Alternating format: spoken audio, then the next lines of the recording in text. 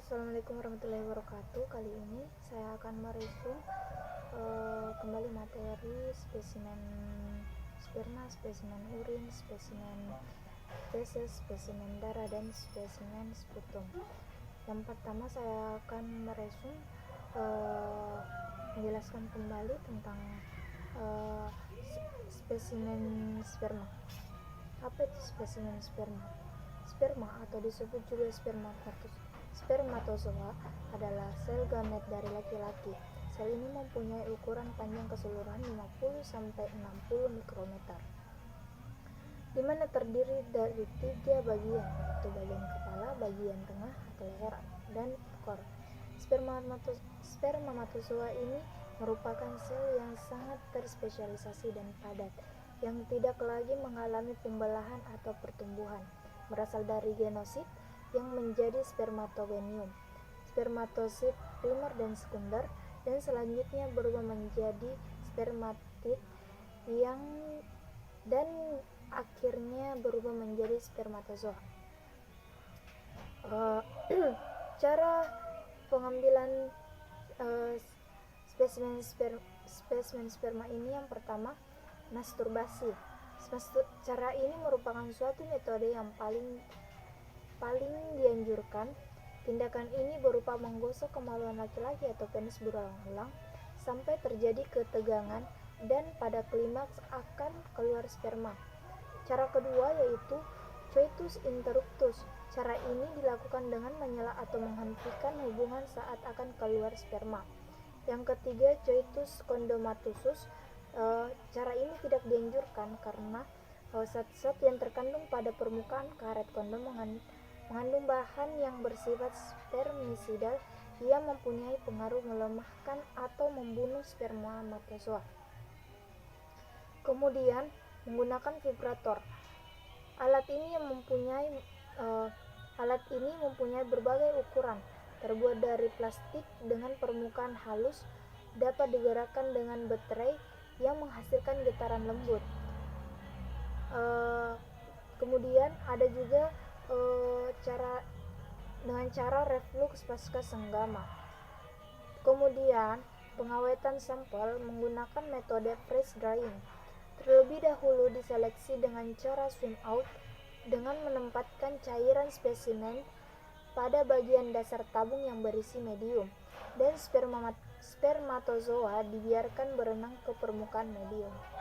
Spermatozoa yang mencapai permukaan medium diambil menggunakan pipet mikro dan dimasukkan ke dalam tabung 0,5 mili untuk dibekukan pada suhu min 80 derajat Celcius. Dan hasil freeze drying tersebut kemudian disimpan di dalam desikator dengan suhu 4 derajat Celcius selama seminggu. Cara pengambilan spesimen sperma ini, yang pertama, puasa seksual selama 2-7 hari. Kemudian wadah bersih tidak terbuat dari logam, plastik, atau karet. Pemeriksaan dilakukan maksimal 1 jam. Penyimpanan tidak boleh di bawah 20 derajat Celcius atau di atas 40 derajat Celcius. Kemudian penyakit yang berhubungan dengan pemeriksaan sampel ini, pertama, leukositospermia. Kondisi ini terjadi ketika ditemukan banyak sel darah putih dalam air mani. Kemudian nekrosospermia, kondisi ketika sel sperma dalam air mani mati dan tidak melakukan pergerakan. Kemudian ada teratozospermia, yaitu kondisi ketika bentuk sperma tidak normal seperti memiliki kepala atau ekor lebih dari satu. Kemudian adapun faktor-faktor pencetus, yaitu yang pertama, pengaruh suhu pada spermatogenesis. Peningkatan suhu sebesar 2 derajat Celcius dapat mendegenerasi epitel tubulus seminiferus, di mana struktur ini sangatlah penting pada tahap pematangan sperma. Yang kedua, cryptorchidisme, yaitu kegagalan testis bergerak turun dari abdomen ke dalam sputum. Proses ini sebenarnya terjadi pada perkembangan janin yang distimulasi oleh hormon testosteron. Kemudian ada pengaruh jumlah, morfologi, dan motilitas sperma. Pada saat ejakulasi rata-rata 3,5 mili semen dikeluarkan, dan di setiap mililitersnya semen mengandung rata-rata 120 derajat semen mengandung rata-rata 120 juta sperma, sehingga kira-kira 400 juta sperma dikeluarkan setiap ejakulasi. Kemudian ada paparan bahan tertentu. Dan selanjutnya ada pengobatan, yaitu berhenti merokok, olahraga yang teratur, dan kurangi mengonsumsi alkohol. Kemudian diagnosis. Pemeriksaan analisis sperma umumnya meliputi 3 faktor, yaitu bentuk atau morfologi, kemudian jumlah sel sperma, dan pergerakan atau motilitas sel sperma. Selain motilitas sperma, dokter juga akan menggunakan metode analisis semen untuk menguji kesehatan seluruh genital pria, seperti penyakit herpes genital yang ditandai dengan bentol berair pada permukaan alat kelamin. Kemudian ejakulasi, menguji air seni atau air mani yang dikeluarkan saat ejakulasi setelah beraktivitas seksual. Kemudian ada organ pencernaan pelengkap yang termasuk organ seperti gigi, lidah, kelenjar, air liur, hati, dan pankreas. Selanjutnya ada nilai normal sampel. Jumlah sel sperma dalam air mani normal 39 sampai 926 juta sel. Kemudian volume air mani normal 1,5 sampai 7,6 ml. Konsentrasi sel sperma normal dalam air mani 15 sampai 259 juta per mili. Motilitas sperma yang normal 32 sampai 75%. Morfologi sperma yang normal 4 sampai 48%. Adapun keluhan yang biasanya terjadi, yang pertama azoospermia, yaitu tidak ada sperma pada semen. Kemudian oligospermia, rendahnya jumlah sperma. Dan yang terakhir adalah astenospermia, yaitu presentase sperma motil di bawah kriteria normal. Kemudian itulah tadi materi tentang spesimen sperma. Selanjutnya saya akan menjelaskan tentang spesimen urin. Urin merupakan hasil penyaringan darah oleh ginjal dan dikeluarkan tubuh melalui saluran kemih, yaitu salah satu bagian dari sistem urinaria. Tujuan pemeriksaan urin yang pertama adalah tes kehamilan, yang kedua untuk mengetahui zat asing dalam tubuh, yang ketiga untuk mengetahui perkembangan penyakit, yang keempat melakukan diagnosis penyakit, yang kelima untuk mendeteksi gejala penyakit, dan keenam pemeriksaan kesehatan rutin. Jenis pengambilan urin terbagi atas 4. Yang pertama urin sewaktu, urin pagi pertama, urin pagi kedua, dan urin 24 jam. Penanganan urin yang sudah ditampung sebaiknya segera diperiksa, karena jika dibiarkan lebih dari 2 jam akan terkontaminasi dan dapat mengubah struktur serta morfologi dari urin tersebut, sehingga hasil pemeriksaan bisa menjadi negatif atau positif palsu. Pengawetan sampel. Mengawetkan spesimen secara fisik dapat dilakukan dengan metode yang rutin. Digunakan adalah pendinginan pada suhu 2-8 derajat Celcius yang dapat mengurangi pertumbuhan dan metabolisme bakteri. Mengawetkan spesimen juga dapat dilakukan secara kimia yang bersifat bakterisidal, menghambat urease, dan mengawetkan unsur-unsur berbentuk dalam sedimen. Pengawet kimia spesimen urin yaitu Yang pertama toluen, yang kedua timol, ketiga kloroform, keempat asam borat, kelima klorheksidin, keenam ada formalin, ketujuh natrium asid, kedelapan asam klorida, dan kesembilan natrium bikarbonat. Kemudian penyakit yang berhubungan dengan pemeriksaan urin. Yang pertama infeksi saluran kemih. Untuk diagnosis penyakit ini, dokter biasanya dapat merekomendasikan beberapa penyakit seperti urinalisis atau pemeriksaan sampel urin untuk memeriksa sel darah putih, sel darah merah, nitrit, dan bakteri dalam urin. Kultur urin untuk menentukan jenis bakteri dalam urin. Setelah mengetahui jenis bakteri, dokter dapat menentukan antibiotik yang terbaik untuk mengobati infeksi tersebut. Pengobatan infeksi saluran kemih itu sendiri dapat diobati dengan obat-obat yang bergantung pada jenis bakteri yang ada pada urin. Untuk infeksi sederhana, biasanya dokter akan meresepkan antibiotik oral untuk membunuh bakteri.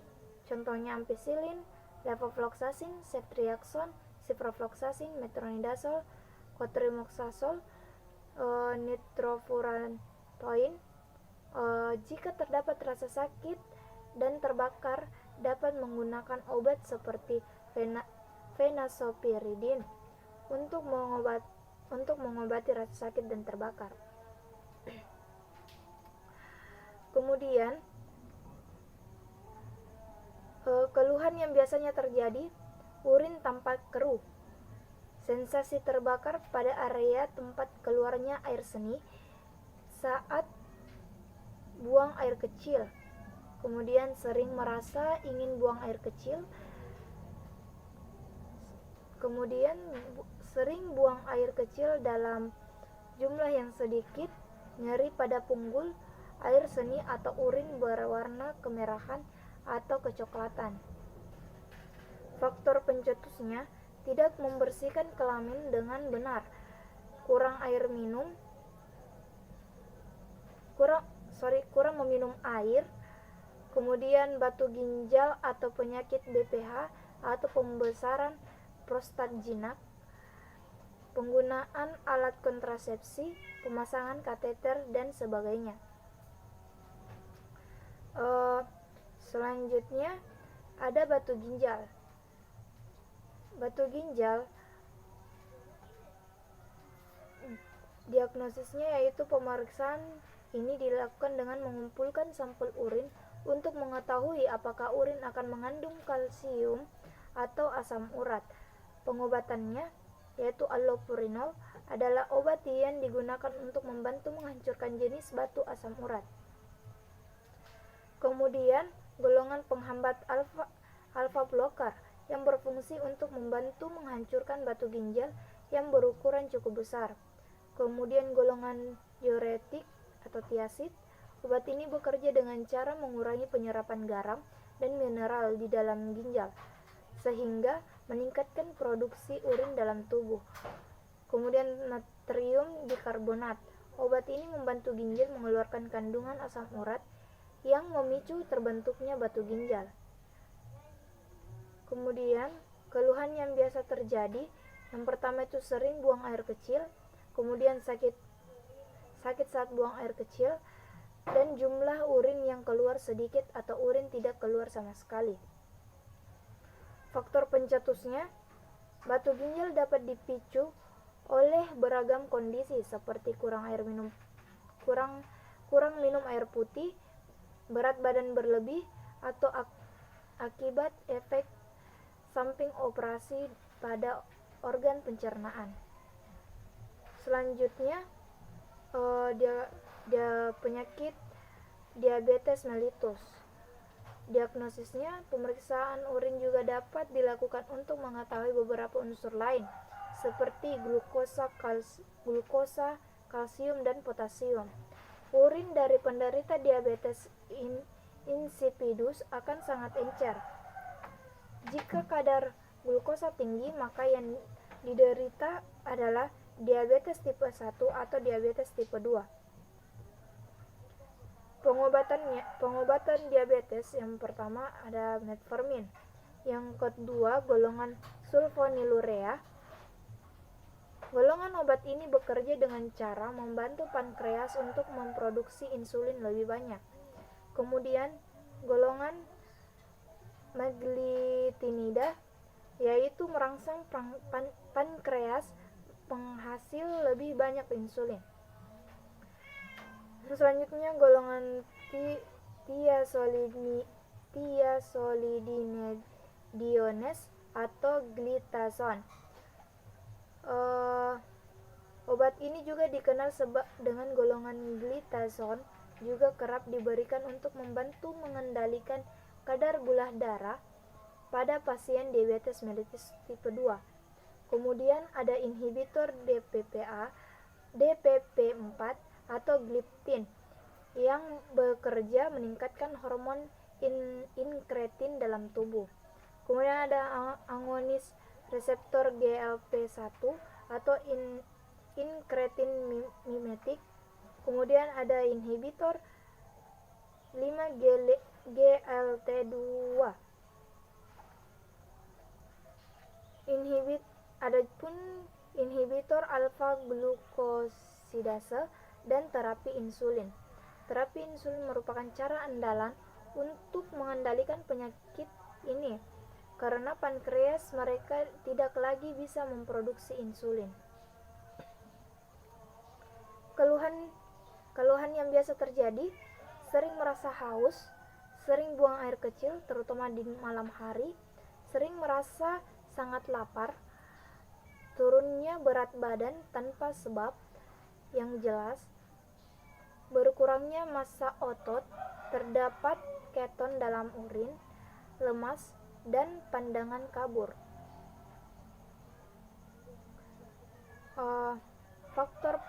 Faktor pencetusnya diabetes tipe 1 yaitu memiliki keluarga dengan riwayat diabetes tipe 1. Kemudian menderita infeksi virus. Yang ketiga, orang berkulit putih diduga lebih mudah mengalami diabetes tipe 1 dibandingkan ras lain. Yang keempat, bepergian ke daerah yang jauh dari khatulistiwa atau ekuator. Yang kelima, diabetes tipe 1 banyak terjadi pada usia 4-7 tahun dan 10-14 tahun, walaupun diabetes tipe 1 dapat muncul pada usia berapapun. Kemudian ada tipe 2, kelebihan berat badan. Yang kedua, memiliki keluarga dengan riwayat diabetes tipe 2, kurang aktif, aktivitas fisik, membantu mengontrol berat badan, membakar glukosa sebagai energi, dan membuat sel tubuh lebih sensitif terhadap insulin. Keempat, faktor usia. Kemudian menderita tekanan darah tinggi atau hipertensi dan memiliki kadar kolesterol dan trigliserida abnormal. Itulah tadi penjelasan tentang spesimen urin. Selanjutnya saya akan menjelaskan tentang spesimen feses. Spesimen feses. Pemeriksaan feses merupakan cara yang dilakukan untuk pengambilan feses. Sebagai bahan pemeriksaan bertujuan untuk mendeteksi adanya kuman seperti Salmonella, E. coli, Staphylococcus, dan lain-lain. Indikasi pemeriksaan adanya diare dan konstipasi, adanya gangguan pencernaan, adanya ikterus, darah dalam tinja, penyakit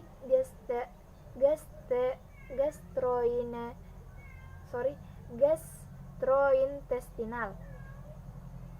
Kemudian, adapun syarat pengumpulan feses, tempat harus bersih, kedap, bebas dari urin, diperiksa 30-40 menit sejak dikeluarkan. Bila pemeriksaan ditunda, simpan pada lemari es. Yang kedua, pasien dilarang menelan barium, bismut, dan minyak dalam 5 hari sebelum pemeriksaan.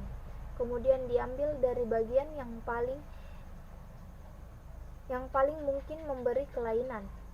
Yang keempat, paling baik dari defekasi spontan atau rectal toucher. Yang kelima, pasien konstipasi dapat diberikan salin katartik terlebih dahulu. Pada kasus oksiuris dapat digunakan metode Scott tape dan objek gelas.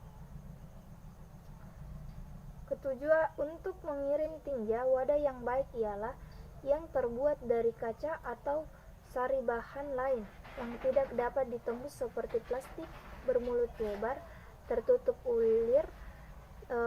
Kemudian kalau konsistensi tinja keras, dos karton berlapis parafin juga boleh dipakai. Kemudian penyimpanannya, yaitu tempat penyimpanannya, feses tahan kurang dari 1 jam pada suhu ruang. Bila 1 jam atau lebih, gunakan media transport yaitu storage medium ataupun peptone water. Penyimpanan kurang 24 jam pada suhu ruang, sedangkan lebih dari 24 jam pada suhu 4 derajat Celcius. Waktu pengambilan feses.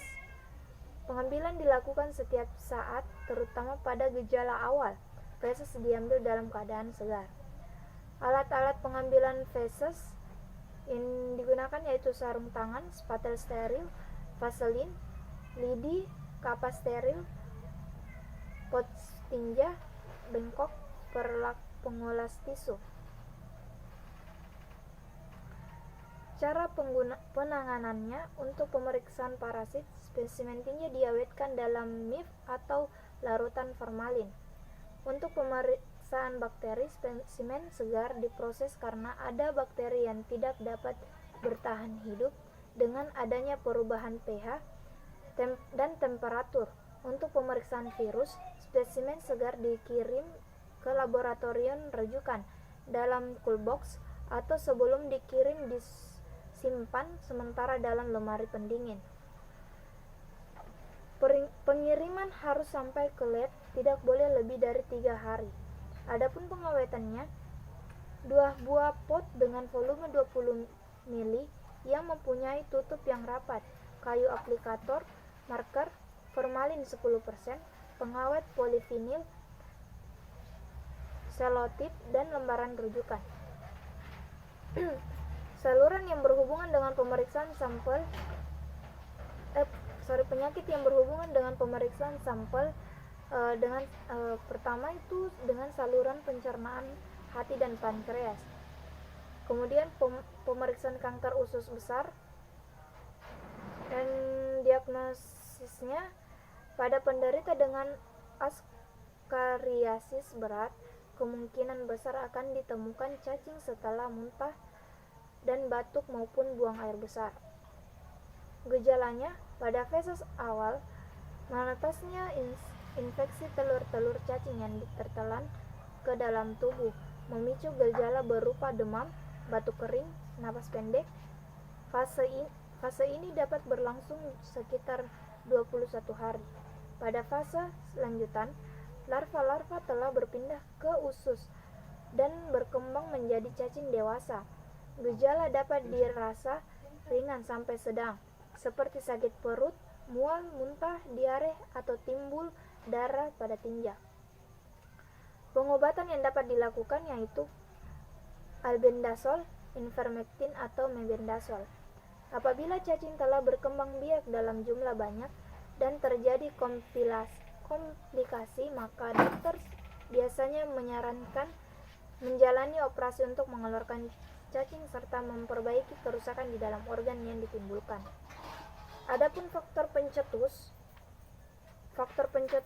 yaitu faktor usia, cuaca yang hangat, dan sanitasi yang buruk. Itulah tadi penjelasan tentang spesimen feses. Kemudian saya akan pindah ke spesimen darah. Apa itu spesimen darah?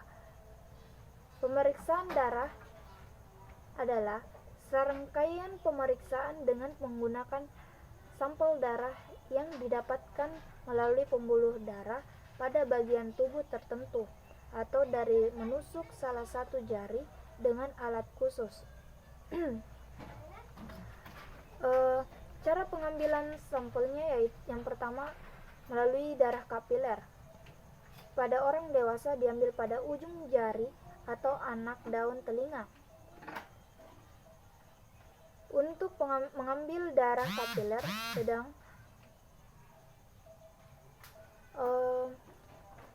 sedangkan pada bayi atau anak kecil dapat diambil di tumit atau ibu jari kaki.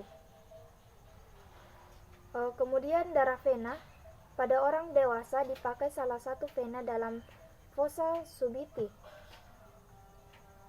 Pada bayi dapat digunakan vena jugularis superficialis atau sinus sagittalis superior. Kemudian penanganan spesimen darah, adapun beberapa hal yang harus diperhatikan dalam penanganan sampel yaitu suhu, cahaya, pelebelan, pengemasan, dan transportasi. Prosedur penyimpanan sampel, spesimen disimpan dalam wadah tertutup rapat.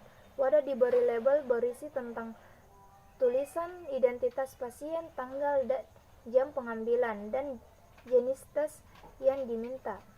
Wadah yang sudah mengandung spesimen ditempatkan pada lingkungan yang sesuai dengan tenggang waktu penyimpanan sesuai jenis tes yang diminta. Pengawetan spesimen darah yang digunakan pada spesimen darah adalah jenis pengawet antikoagulansia. Antikoagulansia adalah suatu bahan kimia yang dapat menekan atau menunda atau mencegah pembekuan darah. Jenis-jenis antikoagulansia yang pertama itu etilen diamin tetraasetat, natrium oksalat, natrium sitrat, heparin, CPDA, natrium fluorida. Kemudian penyakit yang berhubungan dengan pemeriksaan spesimen darah. Yang pertama, diabetes. Diagnosis untuk diabetes biasanya ditandai dengan gejala klasik, meningkatkan rasa haus, nafsu makan bertambah, dan sering buang air kecil. Dapat disertai pula kehilangan berat badan yang tidak bisa dijelaskan, dan pada kasus yang parah dapat terjadi koma dan adanya glikosuria. Faktor pencetusnya yaitu faktor genetik, faktor berat badan, faktor makanan, dan faktor merokok. Keluhan yang biasa terjadi, sering merasa haus, sering buang air kecil, sering merasa lapar, penurunan berat badan, kelelahan, penglihatan yang kabur, tingkat penyembuhan luka yang lambat, rasa gatal pada kulit. Wanita mungkin merasa gatal di daerah vitalnya. Adapun pengobatannya, yang pertama terapi tanpa obat, pengaturan diet, olahraga. Kemudian ada terapi obat antihiperglikemia oral. Ada glibenclamid, metformin, glimepiride. Kemudian terapi insulin atau rapid acting insulin. Kemudian kombinasi obat antihiperglikemia oral dan insulin. Kemudian ada penyakit kolesterol, diagnosis kolesterol atau dislipidemia didapatkan dengan pemeriksaan laboratorium profil lipid plasma. Pemeriksaan ini dianjurkan pada setiap orang dewasa berusia lebih dari 20 tahun. Faktor pencetusnya, gaya hidup tidak sehat, keturunan, bisa juga penyakit bawaan. Keluhan yang biasa terjadi, rasa sakit atau pegal di tengkuk kepala bagian belakang. Pegal ini juga sampai di pundak, kaki bengkak, mudah capek, gampang mengantuk. Adapun pengobatannya yaitu dengan mengonsumsi suplemen penurun kolesterol yang rendah lemak serta mengandung beta glukon dan insulin. Beta glukon merupakan sejenis serat yang berguna menurunkan kadar kolesterol. Saat ini banyak ditemukan pada gandum utuh dan rumput laut. Kemudian insulin adalah sejenis larutan air yang berguna menurunkan kadar trigliserida dalam darah. Obat golongan statin yang menghambat enzim pembentukan kolesterol seperti simvastatin, atorvastatin. Kemudian ada penyakit malaria. Diagnosis malaria dapat dipastikan dengan memerhatikan gejala yang dialami penderita, pemeriksaan fisik, serta tes diagnostik cepat. Adapun faktor pencetusnya, yang pertama parasit Plasmodium, yang kedua janin yang terinfeksi dari ibunya, menerima transfusi darah, berbagi pemakaian jarum suntik, menerima donor organ. Keluhan yang biasa terjadi, yang pertama tubuh merasakan sensasi dingin dan menggigil, demam, sakit kepala, dan mual dan muntah, kejang. Biasanya terjadi pada penderita malaria di usia muda. Kemudian ada tubuh berkeringat diiringi dengan kelelahan, nyeri pada tubuh. Adapun pengobatannya, menurut WHO, regimen kombinasi obat disebut dengan artemisinin-based combination therapies atau ACT. Kemudian tifoid. Gejala penyakit demam tifoid pada masa awal infeksi sangat tidak khas, sehingga para dokter biasanya akan memberikan terapi secara empiris. Penanganan diagnosis demam tifoid dengan melakukan pemeriksaan laboratorium mutlak diperlukan. Faktor pencetusnya, infeksi bakteri Salmonella typhi yang menyebar melalui makanan dan minuman yang telah terkontaminasi. Keluhan yang biasa terjadi, demam yang meningkat setiap hari hingga mencapai 40,5 derajat Celcius. Kemudian sakit kepala, lemah dan lelah, nyeri otot, berkeringat, batuk kering, kehilangan nafsu makan dan menurun berat badan hingga sakit perut. Pengobatannya yaitu terapi antibiotik azitromisin, ciprofloxacin, dan ceftriaxone. Penambahan asupan cairan dan nutrisi, diet lunak, menjaga kebersihan. Kemudian itulah tadi spesimen darah. Kemudian saya akan menjelaskan spesimen sputum. Spesimen sputum adalah lendir dan materi lainnya yang dibawa dari paru-paru, bronkus, dan trakea yang mungkin dibatukan dan dimuntahkan atau ditelan. Pengambilan sputum dilakukan di tempat terbuka dan jauh dari kerumunan. Pasien dalam posisi berdiri atau duduk agak condong ke depan, kemudian kumur terlebih dahulu sebelum mengambil dahak. Penderita menarik napas dalam-dalam, kemudian batukan sekuat-kuatnya sampai merasakan dahak yang dibatukan keluar dari dada, bukan tenggorokan. Kemudian ada 3 waktu pengambilan spesimen sputum. Dahak semalam, yaitu dahak yang dikumpulkan selama 24 jam di rumah penderita. Kemudian ada dahak pagi, dahak yang dikeluarkan penderita pada waktu bangun pagi. Kemudian ada dahak sewaktu, dahak yang dihasilkan oleh penderita pada setiap kunjungan. Adapun penanganan untuk pemeriksaan mikrobiologi, yaitu pengambilan, penampungan, penyimpanan sampel, pemberian label, pengiriman spesimen. Tujuannya tidak dicemari oleh bakteri lain. Bakteri di dalam spesimen tidak mati. Kemudian wadahnya bermulut lebar, bertutup pulir, terbuat dari plastik steril, tidak mudah pecah. Penyimpanan spesimen. Semua spesimen harus dikirim ke laboratorium secepat mungkin setelah pengambilan. Bila hal ini tidak dapat dilakukan, simpan dalam lemari es pada suhu 2-8 derajat Celcius. Jangan lebih dari 1 malam. Jika tidak ada lemari es dan penundaan pengiriman sekitar lebih dari 3 jam, maka diberi pengawet, yaitu campuran dari 1% setilpiridium klorid dan 2% sodium klorid. Penyakit yang berhubungan dengan pemeriksaan sampel antara lain TB paru.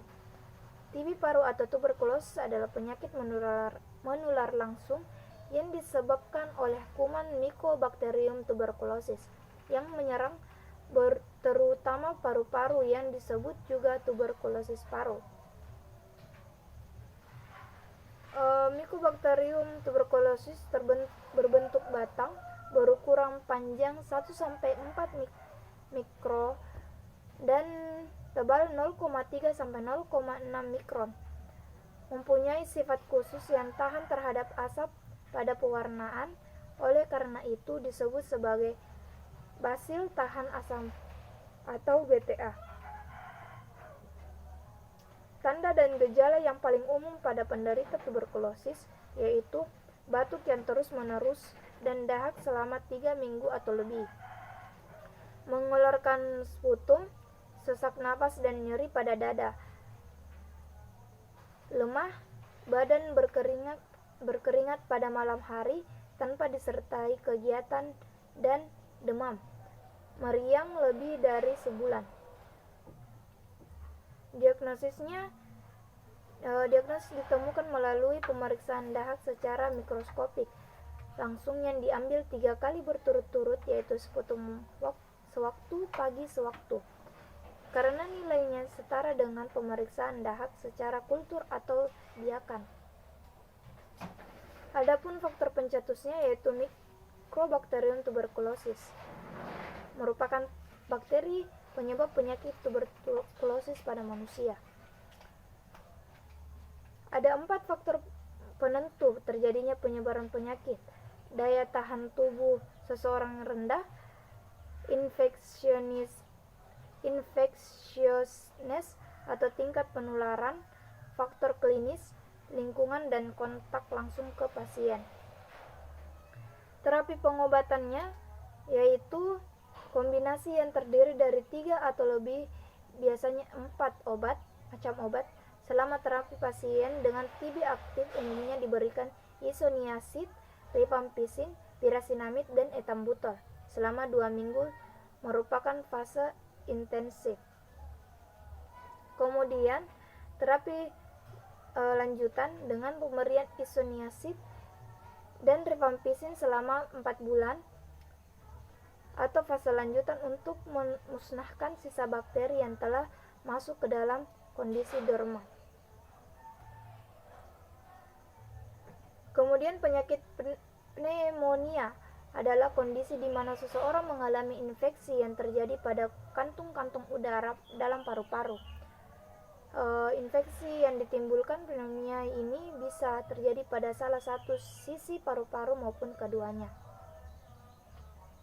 Tanda-tanda dan gejalanya: nyeri dada pada saat pernapasan atau batuk berdahak, mudah lelah, demam dan menggigil, sesak napas, dan gangguan pada kesadaran atau terutama pada pengidap yang berusia lebih dari 65 tahun. Diagnosisnya,